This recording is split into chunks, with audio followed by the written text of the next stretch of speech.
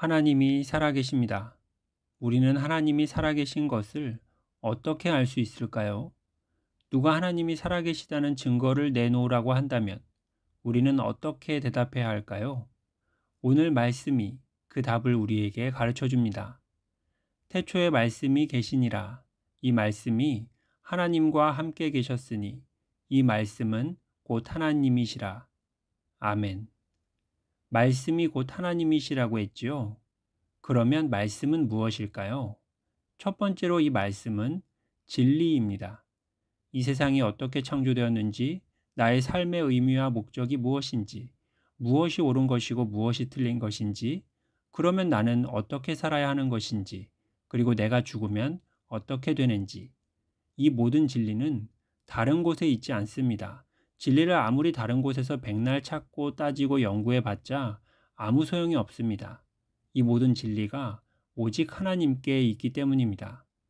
두 번째로 이 말씀은 성경입니다.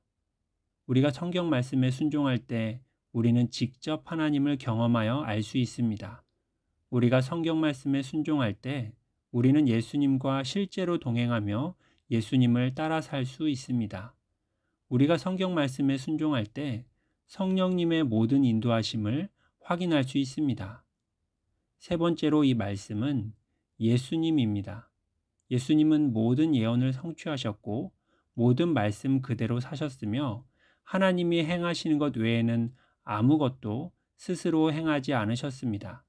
하나님의 독생자이신 예수님은 우리의 죄를 대신 지고 십자가에서 죽으셨고 사흘 만에 부활하셨습니다.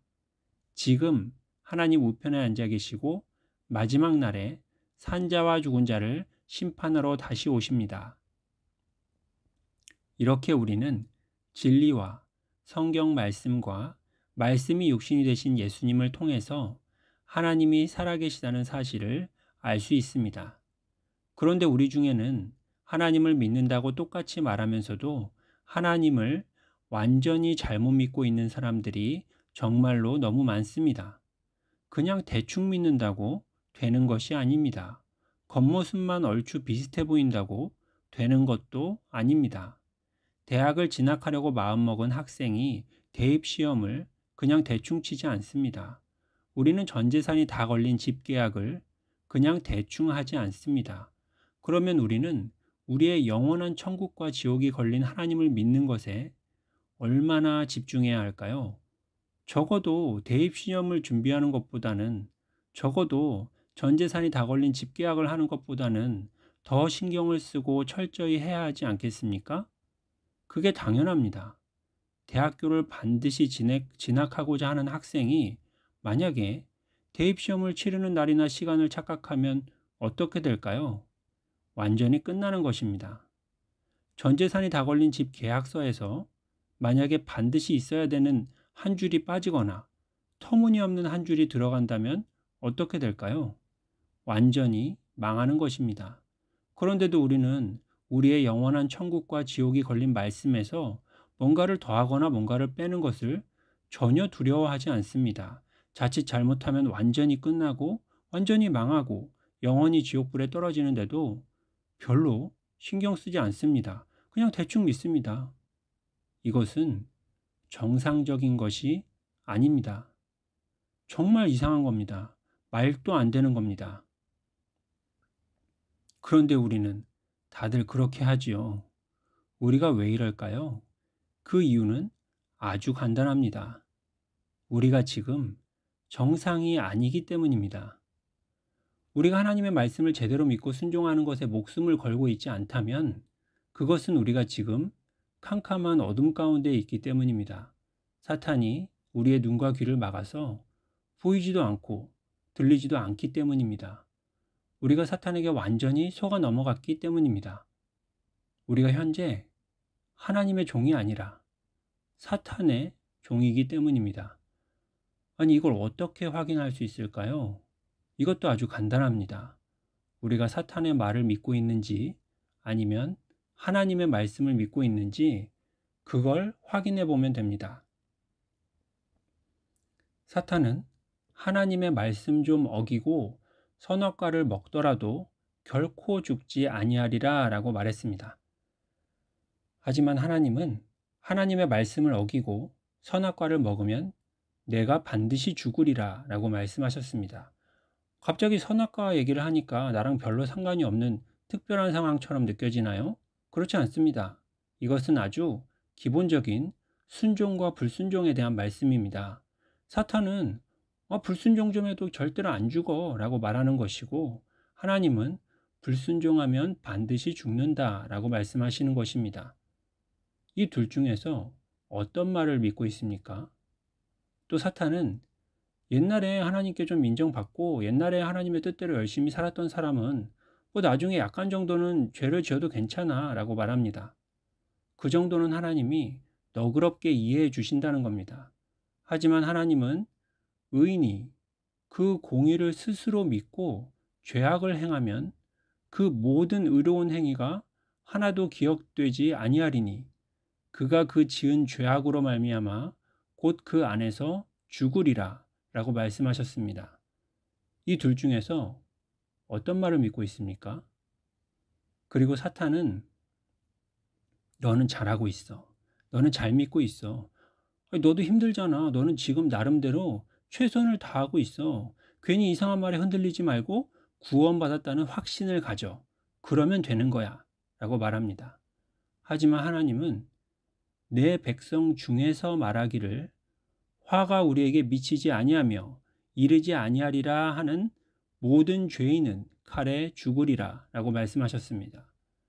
이 둘 중에서 어떤 말을 믿고 있습니까?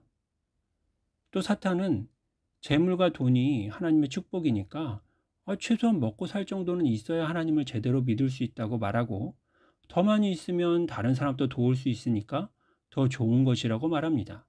하지만 예수님은 재물이 있는 자는 하나님의 나라에 들어가기가 심히 어렵도다 라고 말씀하셨습니다. 이 둘 중에서 어떤 말을 믿고 있습니까? 사탄은 성령님이 옛날 사람들에게나 주어지는 것이라고 하거나, 아니면 성령님은 사도같이 아주 특별한 극히 일부의 사람들에게만 주어지는 것이라고 말합니다. 하지만 예수님은 예수님을 믿는 사람이 성령을 받는다고 말씀하셨고, 진실로 진실로 내게 이르노니 사람이 물과 성령으로 나지 아니하면 하나님의 나라에 들어갈 수 없느니라 라고 말씀하셨습니다. 이 둘 중에서 어떤 말을 믿고 있습니까? 또 사탄은 절대로 변하지 않는 우리에게 사람이 어떻게 그렇게 쉽게 변하자며 그냥 성격도 하나님이 만든 거니까 자기 성격대로 살면 된다고 합니다. 그게 아니면 그냥 조금씩이라도 노력해서 나아지면 되는 거지 뭐, 이렇게 말합니다. 하지만 예수님은 진실로 진실로 내게 이르노니 사람이 거듭나지 아니하면 하나님의 나라를 볼 수 없느니라 라고 말씀하셨습니다. 완전히 새롭게 다시 태어나야 한다는 것입니다. 이 둘 중에서 어떤 말을 믿고 있습니까? 또 사탄은 하나님을 어떻게 믿든 믿기만 하면 천국에 들어가는 거니까 자질구레한 다른 것들은 신경 쓸 필요가 전혀 없다고 말합니다. 하지만 하나님의 말씀에는 이렇게 기록되어 있습니다. 불의한 자가 하나님의 나라를 유업으로 받지 못할 줄을 알지 못하느냐? 미혹을 받지 말라. 음행하는 자나 우상 숭배하는 자나 간음하는 자나 탐색하는 자나 남색하는 자나 도적이나 탐욕을 부리는 자나 술 취하는 자나 모욕하는 자나 속여 빼앗는 자들은 하나님의 나라를 유업으로 받지 못하리라 라고 기록되어 있습니다. 이 둘 중에서 어떤 말을 믿고 있습니까? 이 말씀들 외에도 우리가 천국에 들어가느냐 마느냐가 달린 말씀은 정말로 수도 없이 많습니다. 그러면 우리가 천국에 들어가느냐 마느냐가 달린 말씀만 믿고 순종해야 하는 걸까요? 그건 말씀 일부, 그러니까 하나님의 일부만 믿겠다는 뜻이겠죠. 하나님을 온전히 믿지 않는다면 당연히 구원의 문제가 생길 수밖에 없을 것입니다. 또 우리가 우리의 눈과 귀와 마음을 사로잡고 있는 사탄의 말을 하나님의 말씀에다가 더 추가해서 같이 믿는다면 어떻게 될까요? 하나님이신 말씀에 뭔가를 더한다면 그것은 하나님이 아니라 아예 다른 존재를 믿겠다는 겁니다. 하나님이 아닌 다른 존재에게는 구원이 없습니다. 물론 많은 사람들은 이렇게 말합니다. 아니, 말씀에는 분명히 예수님을 믿기만 하면 구원을 받는다고 나와 있다고 라고 말하죠. 하지만 그건 어디까지나 제목과 같은 것입니다. 대학 수학 능력 시험을 쳤다고 해서 대학 입학이 되는 것이 아닙니다. 집 매매 계약서를 썼다고 해서 매매가 끝나는 것이 아닙니다. 그런데 우리가 대학 수학 능력 시험을 보러 가서 문제를 하나하나 풀지 않으면 어떻게 될까요?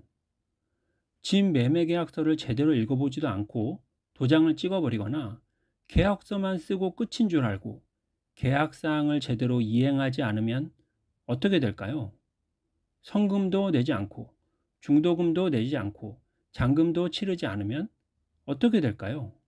계약이 취소되는 것은 당연하고 잔뜩 위약금까지 물어내야만 할 것입니다. 혹시 우리가 하나님을 이렇게 믿고 있지는 않습니까? 내 마음대로 믿고 내가 믿고 싶은 대로 믿지는 않습니까? 하나님이신 모든 말씀을 정말로 부지런히 읽으며 충실히 이행하고 있습니까?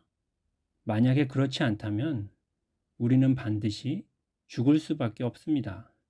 주님을 적당히 믿으면 우리는 다 죽습니다. 주님은 정확히 말씀 그대로 믿어야 합니다.